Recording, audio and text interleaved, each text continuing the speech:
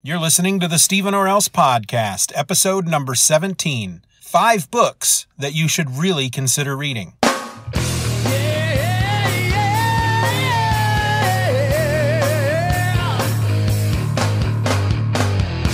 Hello and welcome to another episode of the Steeven Orr podcast, the most important podcast in all of human history. I'm your host, Steeven, and I want to talk about some books today. Not comics, books. Comic books, comics. It can get really confusing. I get it because I'm already confusing myself and we're not even a minute into the episode. But I typically talk about comics, and I am going to do a little talk about comics today here in our intro section. But the main topic of conversation this week is going to be 5 books, prose books, that I think that everyone should at least consider reading. You know, if you don't want to read them, fine. I can't make you. I think they'll bring happiness, joy, drama, anguish, tears, laughs to your life. But I can't make you. All I can ask you to do is just give it a think. Consider it. So as I sit here recording this podcast, Christmas is right around the corner. And if you're listening to this as it releases, this will release on Christmas Eve. So really, for you listening to this on the day it releases, Christmas really is just knocking on your door. If you're listening to this after release day, then it's either Christmas or it's after Christmas. And it ain't going to be no never mind to you. And I understand that not everybody celebrates Christmas. We celebrate Christmas in the Orr household. People celebrate other things, and, happy holidays to everybody. But, like I said, we celebrate Christmas. And, as I am nearing the end of this week that I am in right now, the week before the week of Christmas, and looking at everything that still needs to be done, I'm surprised I haven't, burst something within myself, because I still got a lot to do. A lot. I've got some presents for the kids, but we have maybe 10%, 20%. The good thing is that the kids are old enough at this point that if it's something that they ask for that is something that we can only purchase online, they're pretty good if we tell them, you know what, this is not going to arrive by Christmas. Here's a picture. We got it for you.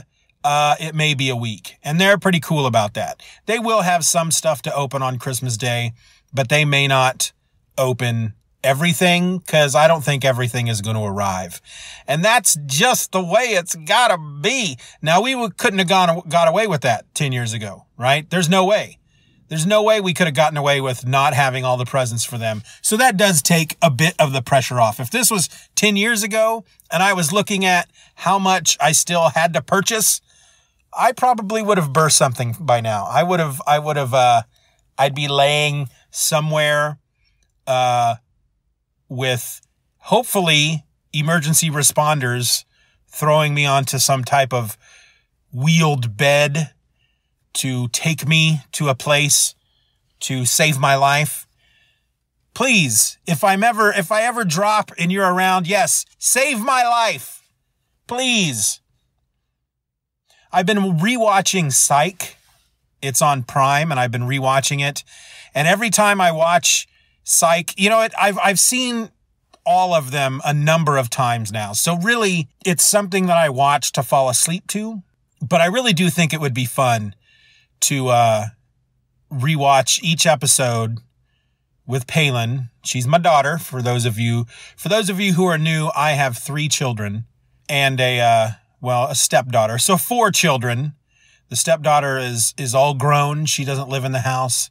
She takes care of herself. She's a good kid. The 3 kids that live in the house, Palin is the youngest, and she, like me, is a big fan of Psych. And there's a small part of me every time I watch an episode that wants to sit down with her, watch an episode, each of us make notes, and then sit down and record an episode about it. And it doesn't have to be here. I could always start a new podcast over on with a free feed or something. I don't know, but it's something I'm thinking about. I know that I don't think a lot of my listeners, though, I don't think a lot of y'all watch Psych, I believe. That's just my feeling, because I don't hear from a lot of you too much, but the ones I do hear from, I don't think y'all watch a lot of Psych.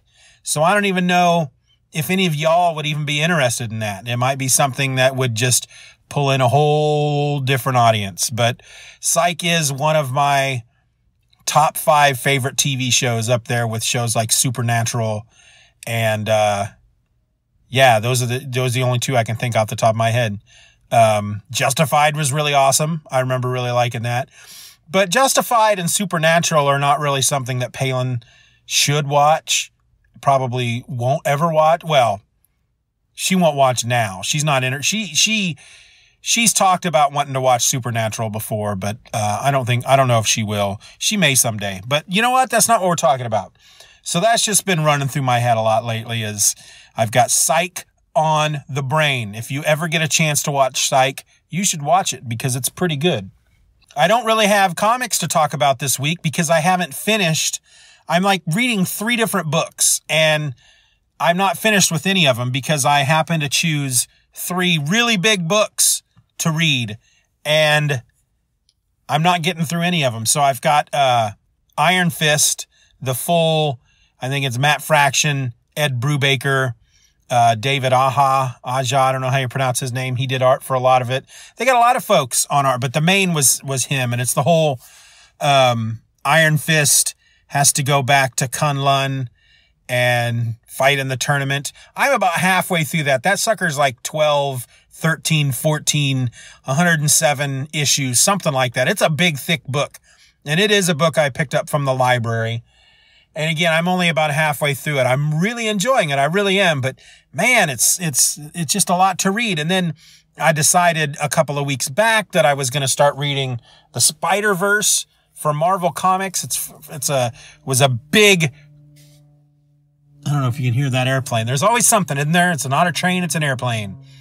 But the Spider-Verse was back from 2015, a big event that crossed over all the Spider titles and brought in a lot of different Spider characters from across the multiverse. And it's one that I'm pretty sure, well, I don't know. I have no idea what Into the Spider-Verse, the movie, is about. And frankly, I don't want to know. I would like to go into that as fresh as possible when it comes out on DVD Blu-ray. But I started reading Into the Spider-Verse just because of that movie. I figured, it's going to be a number of months before that comes out on DVD. So maybe by then I'll have Into the Spider-Verse finished. I mean, it's only like 600 and some odd pages, but, man, there's a lot in that book, and it's really hard to, even if I had it finished, there's really not much I could say about it other than, I couldn't really, I mean, I'm about halfway into it and I still don't quite understand what's going on. All the different universes and all the different spider folk are just confusing the crap out of me. There's stuff that's happening in the main 616 universe that I have no idea what's going on because I haven't cracked open a Spider-Man book in a while. And yet I'm still having fun with it. So what's that all about? I don't know. The other thing I've been reading, I got from Hoopla, and I checked it out, at the beginning of the month, and I just started reading it like last week. And it's an Ed Brubaker, Sean Phillips book. It's called The Fade Out. And it's got a 2018 date on it. So I don't know if that's when the issues, I don't think that's when the issues came out because there's 12 issues. This book collects all 12 of the issues. So the collection came out in 2018. But I'm not done with that one either. So yeah, 3 books that I could talk about, but I'm not done with any of them. But this one it's like I said, it's 12 issues. It was written by Ed Brubaker, art by Sean Phillips, and colors by Elizabeth Breitweiser. And it is a murder mystery set in 1940s Hollywood. And not at all for the children. Don't ever put this book in front of your children. I mean, it's violent. I wouldn't let my children read it. I'm not recommending you let your children read it. That's all I'm saying. But so far, it's really good. I'm about halfway into that one as well. And that's the one that I've been concentrating on the most. See, the Iron Fist I read while I'm at home. Because, if I got to step into the bathroom and take care of some business, I will take Iron Fist in there with me. I don't take my phone into the bathroom. But if I'm not at home, if I'm out at work, and that's when I'll read the stuff that's on my phone, such as the Fade Out. The Spider-Verse, honestly, I'll tell you what, I gave up on that a couple of weeks ago. I don't know if I'm going to get back into that. I may, but I was really kind of hoping to finish the Fade Out before this episode, but that wasn't going to happen. But if you've ever read any of the Ed Brubaker, Sean Phillips books, like any of their criminal runs, they are a great team, very noir type of books. They're just a phenomenal team. I'm really glad to see that they're still working together and still creating content together. And I hope they never stop, because it's just some really good stuff. And hopefully I'll be done with that book before it has to be back by the 23rd. If, of course, that's before this episode comes out. So maybe by the time this episode's out, maybe I'll have it done. I don't know. We'll see. All right. So before we get into the main topic, the 5 books that you should really consider reading, I want to mention that the music in this episode comes from another nerdcore rapper. Got some permission to start playing some of his music, and his name is Beefy. You can find him at beefy.bandcamp.com. And so let's listen to a little bit of his stuff right now. No life, no fun. Don't you know that you're a grown-up? No games, no puns. Not allowed if you're a grown-up. No more watching shows till sunrise. Unacceptable for grown-ups. Your dinner cannot just be french fries. Basically, life sucks as a grown-up. About 5 years ago, I did what I wanted, bro. If I didn't feel like wearing pants, then brother, I just wouldn't go. Used to rock the microphone on the road for many shows. Call my gun, I spit some flows, then walk my ass to Mexico. Predating YOLO, just a fellow with a mile-wide smile. Guy living life closer to the wild side. Lonely and was going blind, bought a ticket, take a ride. Imagine my surprise when responsibilities arrived. Enter the kiddo, the size of a thimble, so cute, make it tremble. I was caught in the middle. At the time I was fine. Little babies, they don't talk much. Drink and eat the same stuff every other second's lunch. The shows came slower when she got a little bigger. Yo, she may not be my daughter, but she'll always have a father figure. And now she's 5 years old and I'm never bored. Putting on pants is like something I signed up for. No life, no fun. Don't you know? 5 books that you should really consider reading. Now, I wrote a blog post with these 5 books a number of years ago, and just recently reposted it over on the Patreon. And I thought I'd go ahead and talk about them. Now, I didn't print out the post. Of course, I have the list of the 5 books here in front of me. And so rather than just, read what's there that I already wrote, I'm going to tell you what the title is. And I'm just going to go off the top of my head and tell you what it is about these books that I really quite enjoy and why I think you should consider reading them. Now, I should mention that I have been reading books for quite a number of years. I've always been an avid reader. I remember before preschool, my older brother teaching me how to read. I was learned on the reading through the Berenstain Bears. That's how my memory goes anyway, is that my older brother began teaching me how to read using the Berenstain Bears. But by the time I got into preschool, there was a particular book that I read the crap out of, and that's the first book on our list. And these are in no particular order. This is not like top 5 books and the number 1 is the best. This is in no particular order. But the first book on my list is Where the Wild Things Are by Maurice Sendak. And yes, this is a kid's book, but it's the book that just freaking stoked the fires of reading love within my belly. I can distinctly remember in preschool, they would, because you only went to preschool half a day, and they would hand out the milks and whatnot, and then you would lay down on your mat to rest. The idea was to rest, and you were allowed to look at books, or if you could read at that point, you were allowed to read books But most of the other kids just took a nap. And frankly, I wouldn't be surprised if I found out that the preschool teacher also napping during that time period. I, however, remember reading Where the Wild Things Are over and over and over again back then. And this is about a kid named Max who, he's causing some chaos around the house. He's not being a very good boy. He's got this costume on, so he looks like a monster. And he was just running around the house, just being a mean little kid, just doing stupid kid stuff and wrecking things. And so as punishment, his mom sends him to his room without dinner.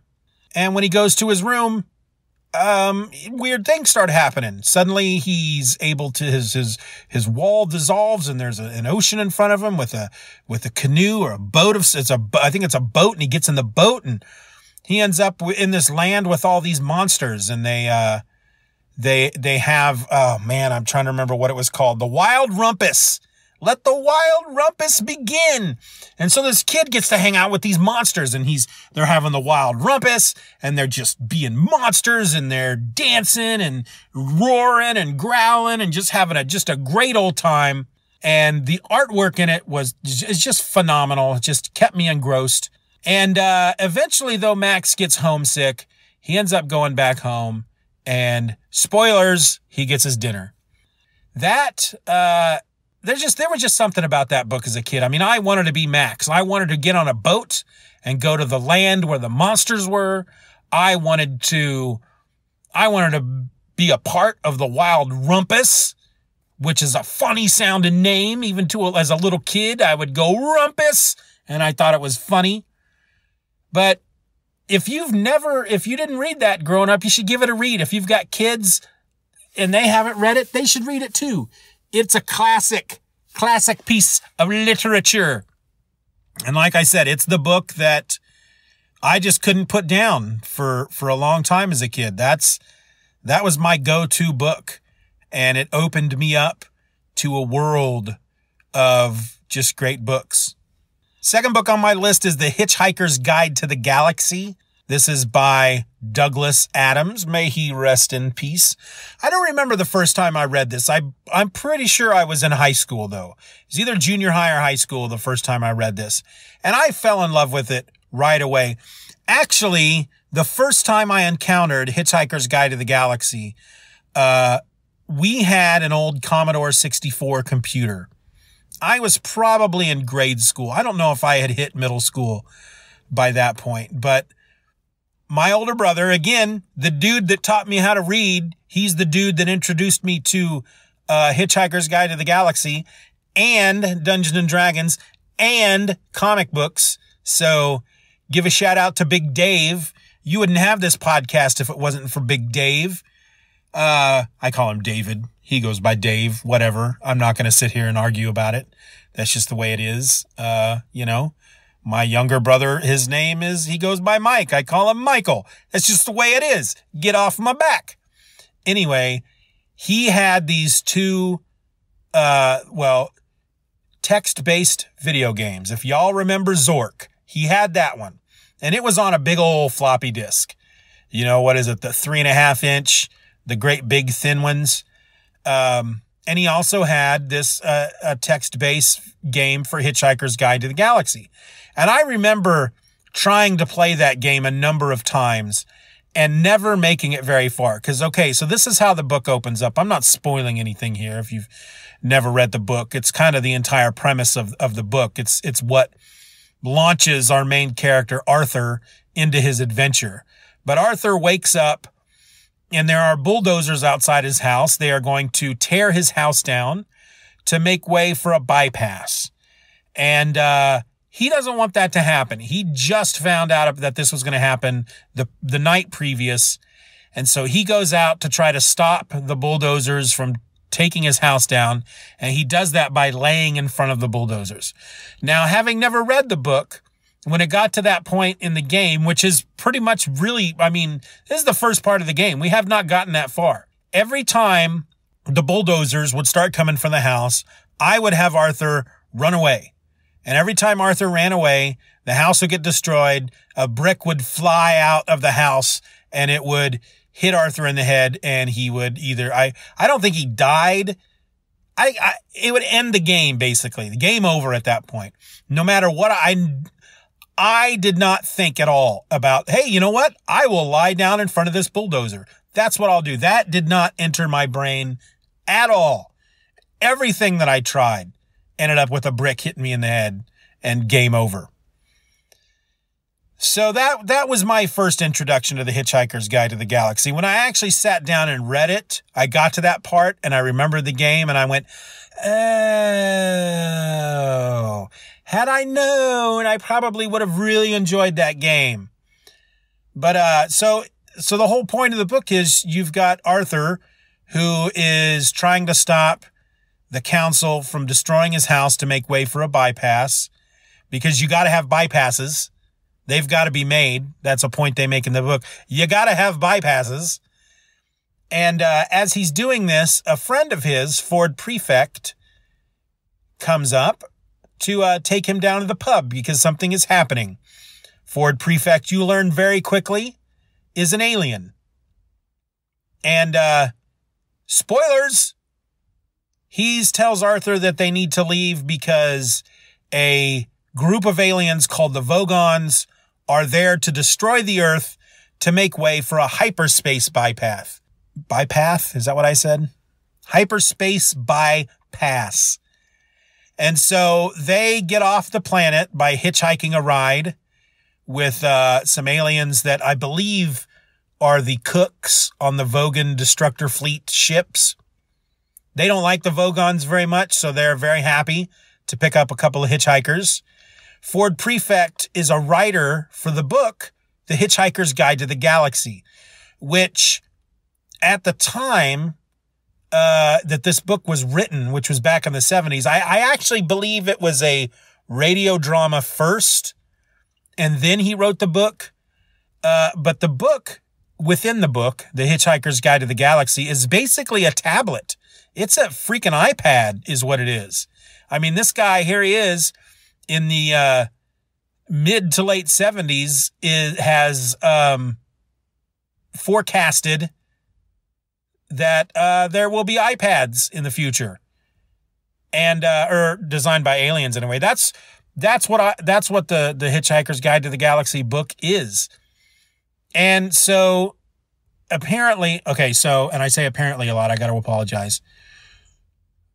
See, not growing up in England, I had never heard of this. I guess they had books in England, Hitchhiker's Guide to Europe or something, which, you know, folks could buy and they could learn tricks on how they could hitchhike their way across Europe without spending lots of money. And I guess back then it was no big deal to just hitchhike your way across Europe. Growing up, and I would hear on TV, you know, somebody's going to graduate high school, then they're going to backpack their way across Europe. I guess that's what they were doing. They were hitchhiking. And they would buy a book, Hitchhiker's Guide to Europe or England or Spain or whatever. And so he got this idea for a Hitchhiker's Guide to the Galaxy. And Ford Prefect is a writer, and he had come to Earth to do a piece in the book about Earth and ended up getting stranded there for a number of years. And now suddenly he gets an alert that a Vogon Destructor Fleet is in orbit, and he and Arthur get off the planet, and the planet blows up. And so now Arthur has to try to live a life knowing that the Earth has been destroyed with an alien. He runs into another alien, Zaphod Beeblebrox, who's got 2 heads and is super cool. And he's got a traveling companion, Trillian, who is the only other Earth person left alive in the galaxy. And it's a humorous book. It's very funny. I actually was just reading on Reddit today. Somebody had posted that they were 22 years old. They just read The Hitchhiker's Guide to the Galaxy. They didn't enjoy it. What's up with that? And a lot of the responses were, you know, not everybody likes it. Not everybody gets it. Not everybody enjoys the humor. I, for one, love it. Enjoy the humor. It was a book that then was going to become a trilogy, that then became 5 books, and then became 6 books when Owen Colfer from the Artemis Fowl series wrote a 6th book. God, what was the name of that? It was a great name. And Another Thing was the name of that book. And so some of the books in the series were, so you had Hitchhiker's Guide to the Galaxy, The Restaurant at the End of the Universe. You had Mostly Harmless, So Long and Thanks for All the Fish. And I can't remember the name of the 5th book. That's going to drive me up the freaking wall. Oh, well, doesn't really matter because we're not talking about that one. We're talking about Hitchhiker's Guide to the Galaxy. I do feel that this is a book that anyone who loves books just should read. Whether they end up liking it or not, it should just be one that people who read books should read this book. Honestly, just to say that they did. Because you go into any readers community online, there's going to be a small group just singing the praises of Hitchhiker's Guide to the Galaxy. And to this day, there is I'm not this deep into it, but there's a day of the year, I think it's the day that Douglas Adams died, that is called Towel Day. People are to take their towels with them wherever they go that day, because the most important thing that a hitchhiker could have on them at any time is their towel. The towel is a very useful item. It can be used to, of course, wrap themselves up at night if they're on a planet that's very cold. They could soak the corners in nutrients and suck on it if they are out of food. They can use it as a weapon. And of course, they could dry themselves off with it.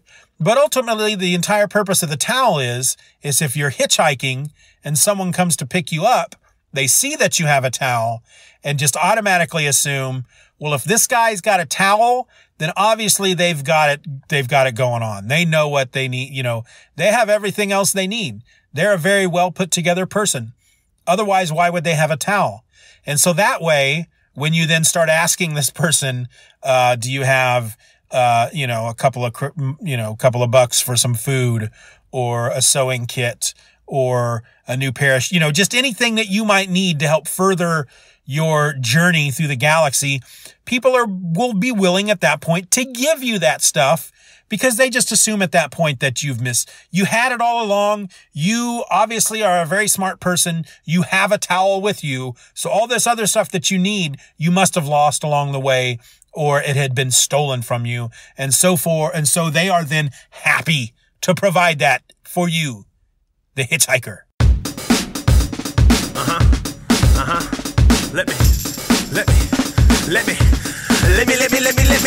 Let me take you back to 05. I was so damn young and I spoke my mind. I came out with some tracks, hardly making a splash, and then the dude making the movie wanted me in his cast. No time flat, email from a stranger. Looking back, he probably should have come with a disclaimer. He said his name was Icy, he was a big fan of me. He could make me talk to a celebrity. Said he's making a comp, it's just the best of the best. I heard some samples and I told him wasn't feeling the rest. Said so in public, everyone was aghast, and little did I know that even I couldn't rap. It's a movement, it's a genre.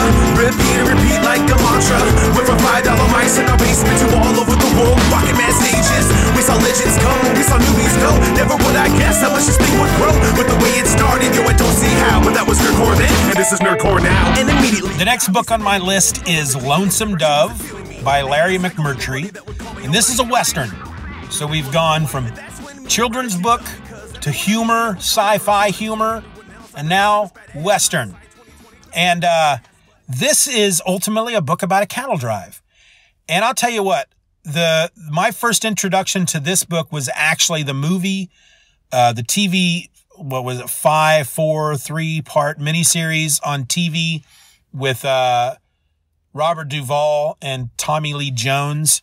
And for a long time, I avoided it because honestly, the title Lonesome Dove to me sounds like a romance. That I just assumed it was a romance. And while there is some romance in it, it is not a romance. And during one of those times, I go on these Western kicks every now and again where I just have to sit down and watch Westerns until I've run out of Westerns that I want to watch. And during a Western kick a decade or two ago, I decided, you know what? I'm going to watch I'm going to give it a try. I'm going to give Lonesome Dove a try. It's a Western, and I was quite amazed with how much this movie was not at all a romance. And so then I ended up reading the book, and the book is so much better.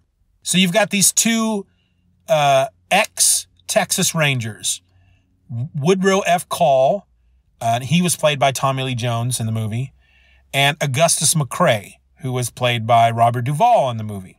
They're living in South Texas in a little town called Lonesome Dove. They are not very prosperous. They had quit being Texas Rangers after they had, as they put it, whipped all the Indians and whipped all the bandits and made Texas a civilized place. So they weren't needed anymore. And so they kind of retired down in this little town of Lonesome Dove to become ranchers. And so one of their old Texas Ranger companions, Jake Spoon, comes rolling into their ranch, which isn't much of a ranch, because they're in South Texas. It's very, very, hard pan, a lot of sand, a lot of rock, a lot of sun.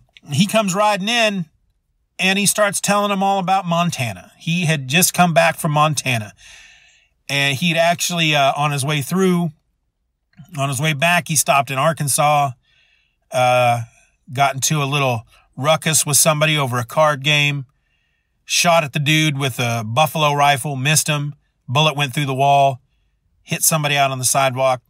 Town mayor. So he got out of town before they could hang him. Even though it was a fair fight and it was an accident, he got out of town. Anyway, he ends up down in Lonesome Dove at the Hat Creek cattle outfit is what they're called. And he starts telling about Montana because he's been away for a while. And one of the places he visited was Montana. And he keeps telling them it's a cattleman's paradise. It's beautiful country. And there's nobody up there right now with cattle.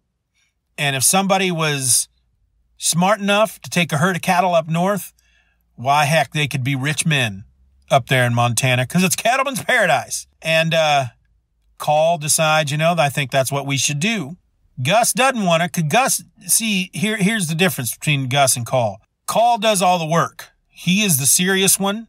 Gus is the shirker. He drinks. He makes a lot of time with sporting women. And he does a lot of gambling. But they are like the best. I mean, they love each other. They are the best of friends. But they bicker and argue all the time. And but Call decides, you know what? That's what we're going to do. Let's get some boys together. Let's hire up some cattle hands. We'll cross over into Mexico and steal a bunch of cattle.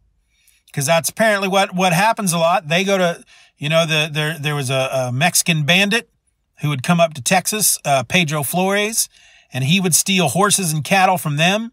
And then they'd go down and they'd steal horses and cattle from Pedro Flores, and just went back and forth. And so they decide, well, let's just do this. Let's get up a herd of cattle and we'll drive them on up to Montana and we'll be rich men. Of course, Gus knows that the only reason Call wants to do it is because Call's bored and he just needs another adventure. And in the end, he's kind of bored too.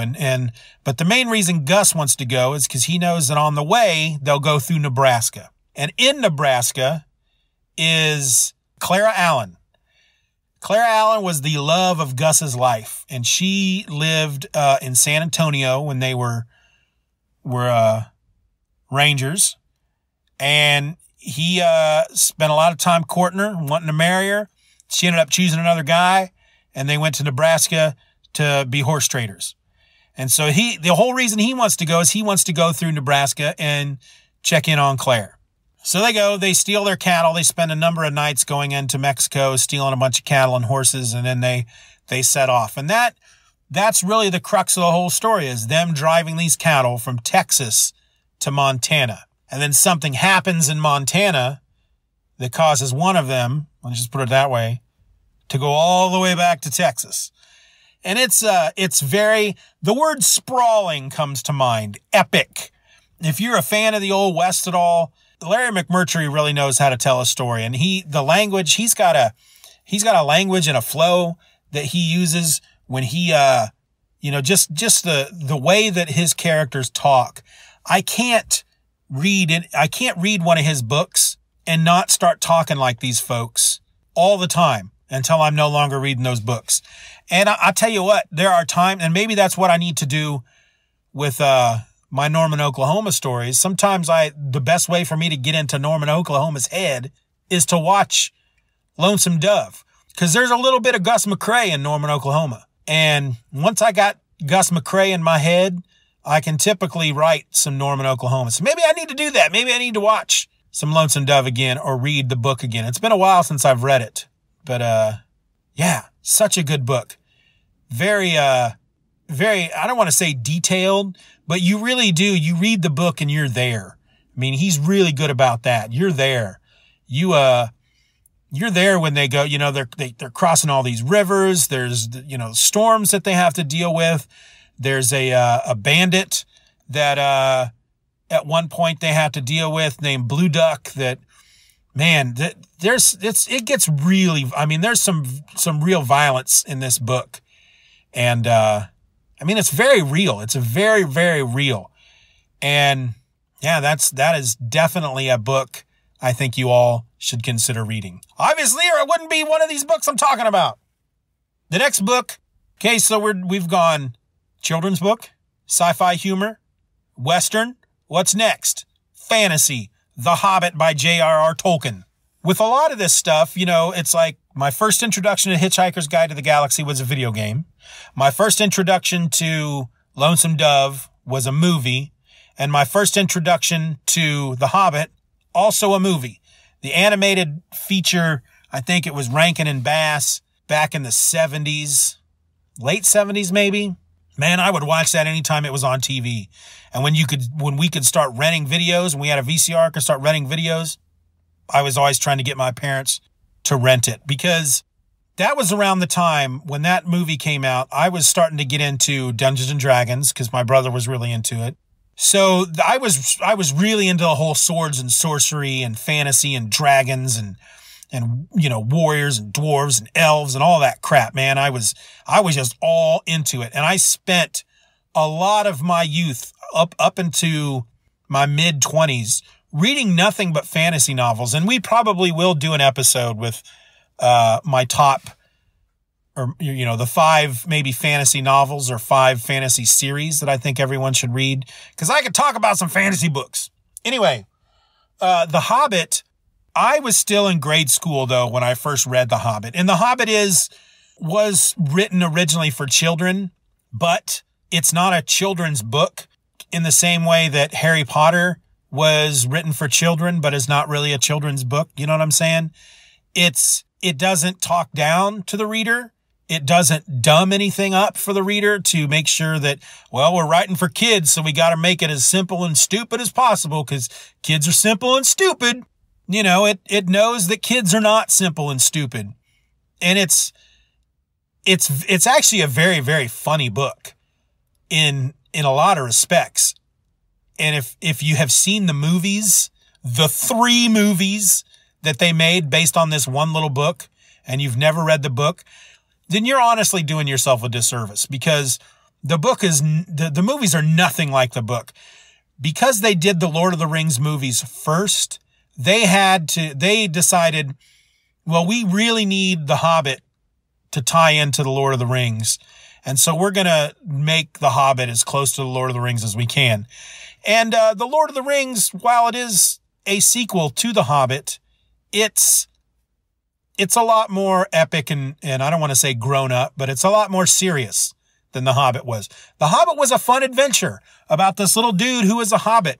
And all hobbits want to do is eat food and grow things in the ground and drink their ale and smoke their pipe weed. That's all they want. They are just some good old country folk who just want to just be at home and stay at home. And they don't want to deal with any adventures and whatnot. And one day this wizard comes along and he tells this hobbit, hey, Bilbo, we're gonna send you on an adventure. And Bilbo's like, no, thank you. And then these dwarves just start showing up. And before you know it, Bilbo is going off on an adventure with 13 freaking dwarves. And I couldn't name all 13 of them for you right now. I'm pretty sure. And I'm not going to try. But the purpose of this adventure is to go, basically, this dragon, Smaug, or Smaug, however you want to pronounce it, because in the original animated movie, he was Smaug, And of course, in the new movies, he's Smaug. Whatever. Big frickin' red dragon. That's the one thing that both of them got right. These dwarves had this kingdom in the Lonely Mountain. Inside the mountain where they mined for jewels and this very precious metal called mithril. And the dragon came and drove them all out. And now the dragon lives in the mountain and does nothing but sleep with the gold, because that's what dragons like. And so the purpose of this adventure is to get this group together and go see what they can do about getting this dragon out of the mountain. And Bilbo, the Hobbit, his entire purpose for being on the journey is he was hired as their burglar. His job was to get into the mountain and verify A, that the treasure is still there, and B, the dragon is still there. And of course, along the way, he finds Gollum and the ring.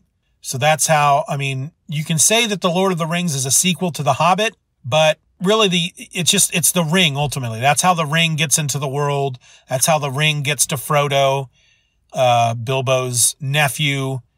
The Hobbit is a nice, there's a lot of Middle Earth in the story, but really it's a nice short, it's a small story, whereas Lord of the Rings really opens up Middle Earth, right? But The Hobbit is just this fun little adventure, and they have these little adventures as they're going on their big adventure. And again, like I said, it's actually very, very funny. There's some very funny moments in that book. And as I said, if you've seen the movies and you've not read the book, read the book. Palin read the book, and I just suggested it to her one day. She was looking for stuff to read, and I said, you should read The Hobbit. She said, all right, she checked it out from her school library, and she freaking loved it. So we sat down to watch the movies. She got about 20 minutes into the movie, and she says, this is not the book, and was done. Done. Never going to watch that movie with her. This isn't the book. This is stupid. What is all this crap at the beginning? What is all this? Because they have this whole prologue in the book that just sets everything up, because you want to, when you watch the movies, they want you to be able to watch the movies and then go right into Lord of the Rings. And that, they really should not have tried to tie the two together so closely. I mean, even to the point that the main villains in the book that pursue them throughout, or in the movies that pursue them throughout the movie, are these orcs.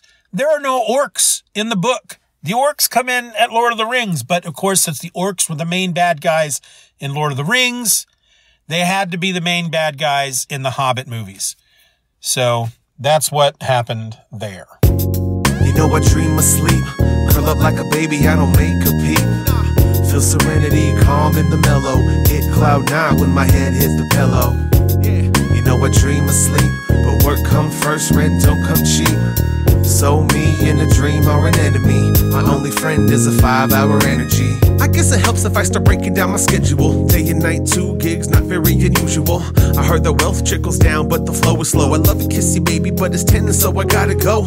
Grab my smokes, my 5-hour and my amp. I got a Kindle in my lab, hoping I don't take a nap. 4 o'clock on my watch and there's nothing on the box. 3 more hours on the clock, wishing I could make it stop.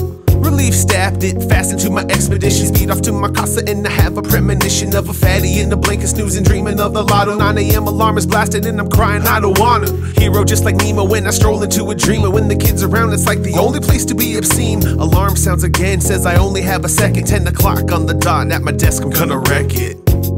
You know I dream asleep. All right, the last book, the last on my 5 books that I think you should really consider reading is The Stand by Stephen King. This is a book that I have read a number of times, and I actually read it before I watched the movie. And the movie's not that great, but I'll still watch it every now and again.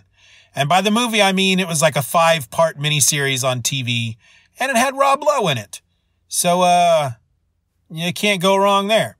But this is, I think I've mentioned before that I really enjoy stories set in post-apocalyptic worlds. And that's pretty much what The Stand was. It spends maybe the first quarter or the first third of the book with this disease that just kills off like 90% of the world's population. And then the rest of the book is just about the survivors. and how they have to live in this world.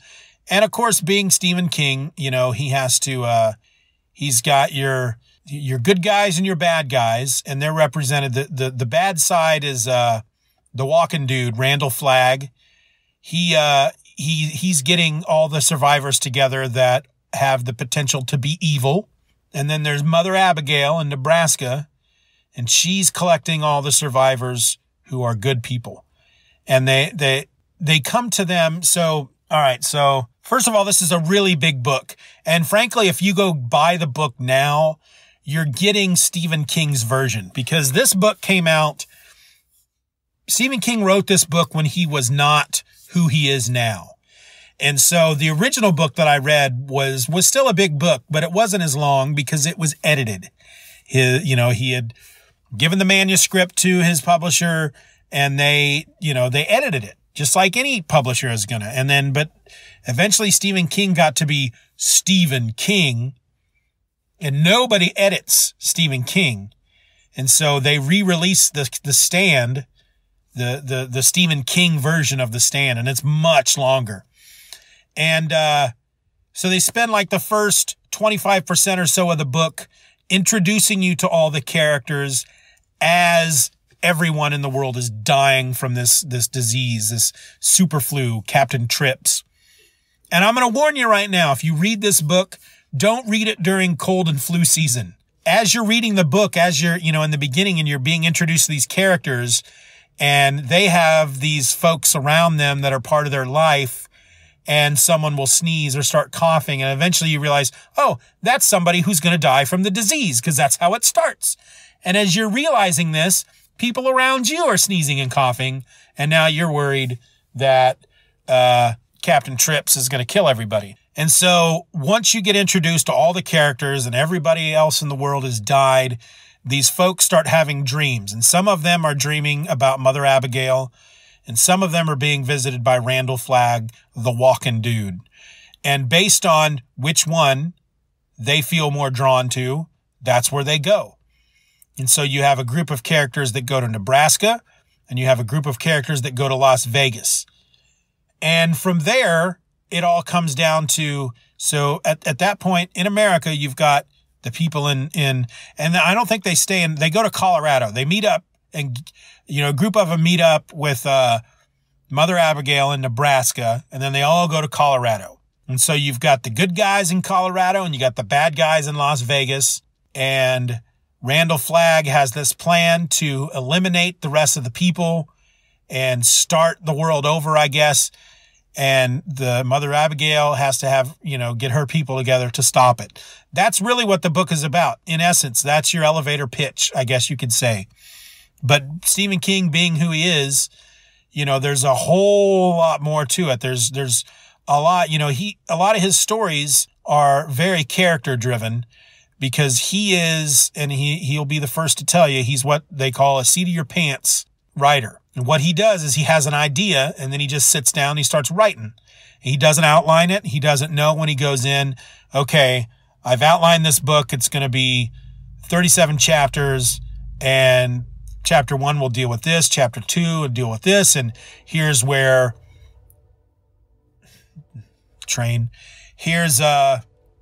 here's the inciting incident within the first 25% of the book that is, and then our hook that gets us going.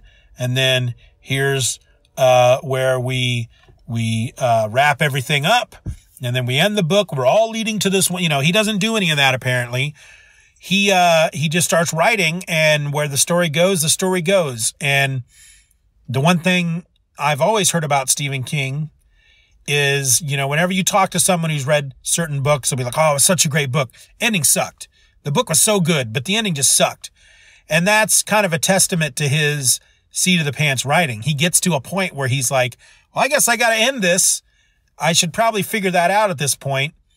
And because there wasn't a lot of thought put into how the book was going to end when he started, sometimes the books end kind of dumb. And you can almost say that about The Stand. I don't know if I would, because I did feel pretty satisfied with the ending. But you do spend a lot of time in this world with these survivors traveling to Nebraska, then Colorado, or to Las Vegas. And there's all this, going into towns where everyone is dead, and you have to scavenge stuff, and, it's one of the reasons why I like The Walking Dead so much. The Walking Dead, for me, the love I have for The Walking Dead has nothing to do with the zombies. The zombies are just the reason why these people are in an empty world and have to figure out how to survive after, technology has gone away. That, man, I just really dig that kind of stuff. And The Stand has that in full effect. Now, The Stand is not for the kids. I would never recommend a Stephen King book to the kids.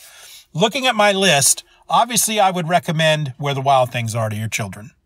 That is a great book. Hitchhiker's Guide to the Galaxy and The Hobbit, also. That's for anybody can read those. There's not going to be a lot in that's going to offend anybody or anything that's not appropriate for kids. Lonesome Dove and The Stand, however, nope. Maybe when they're teenagers, but the others, yeah.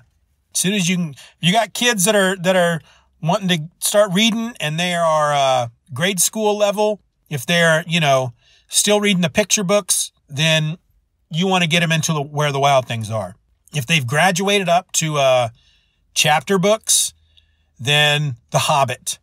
And as they get into junior high, then you want to roll the Hitchhiker's Guide to the Galaxy in front of them. And I think Palin I know she read Hitchhiker's Guide to the Galaxy, and I know she read a few of the books afterward, but I don't know if she ever finished all 5 books. And I'm still angry that I can't remember all 5 books. Hitchhiker's Guide to the Galaxy, Restaurant at the End of the Universe, So Long and Thanks for All the Fish, Mostly Harmless was one of them. Man, that's going to hit me as soon as I stop recording. I'm going to sit down and start putting this show together, and that 5th book is going to hit me. And, man, that just bothers me. Anyway, those are my 5 books that everyone in this world should really consider reading.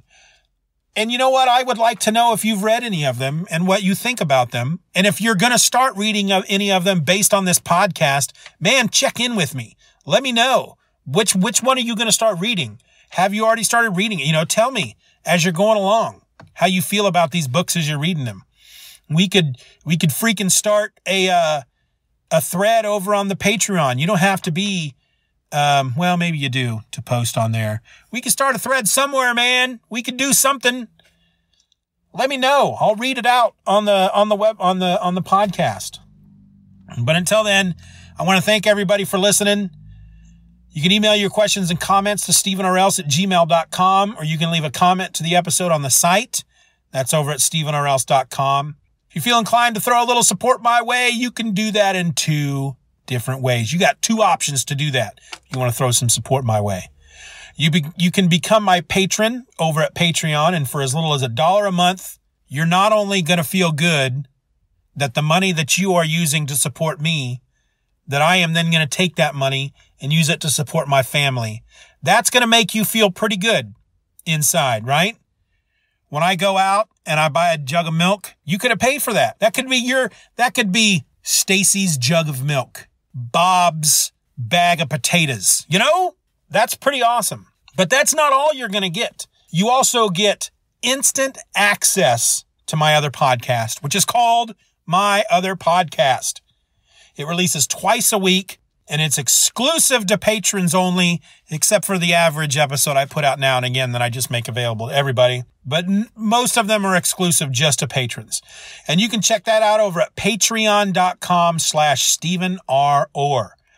And hey, if you aren't into the commitment of a monthly payment type thing, you can throw me a one-time payment for as little as $3 over at coffee.com. That's ko-fi.com/Steeven R. Orr. So over at the Patreon, you can do as little as $1 a month. They got 3 tiers over there.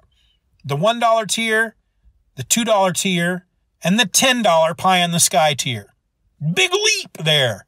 The $1 and $2 tier get you the same thing. Okay? You're going to have access to my podcast, my other podcast. You're going to get some free stuff. I don't talk about it a lot on the podcast because I haven't done a lot of it lately, but I do write. I am a self-published author. If I write a book and publish a book while you are a patron, you're going to get a free copy of that ebook. You're going to get it for your Kindle. You're going to get it for your Nook. You're going to get a PDF version. Whatever, however you read ebooks, you're going to get a copy of that for free at the $1 or $2 tier. At the $10 tier, you get a chance to win a stack of comics from me. That started here in December. And what I put out there for December is anybody that joins that $10 tier in December will get a stack of books in January. After that, at the beginning of each month, so in February, I'll take everybody who is in that $10 tier, draw a name, and that person's going to win some comics. They're going to be comics out of my collection. Are they going to be great? I don't know. Probably not. I may not think they're great. You may love them. We'll see. I got a small stack already started for folks in December. So get on that because December's almost over. The theme song for this episode is Worship by Trinity X. You can find it and more songs from the band at atomiczombierecords.com. The rest of the music from this episode comes from Beefy. You can find him online at beefy.bandcamp.com. And of course, the links will be in the show notes. So until next week, folks, I'm Steven, and this has been my podcast. I'm out.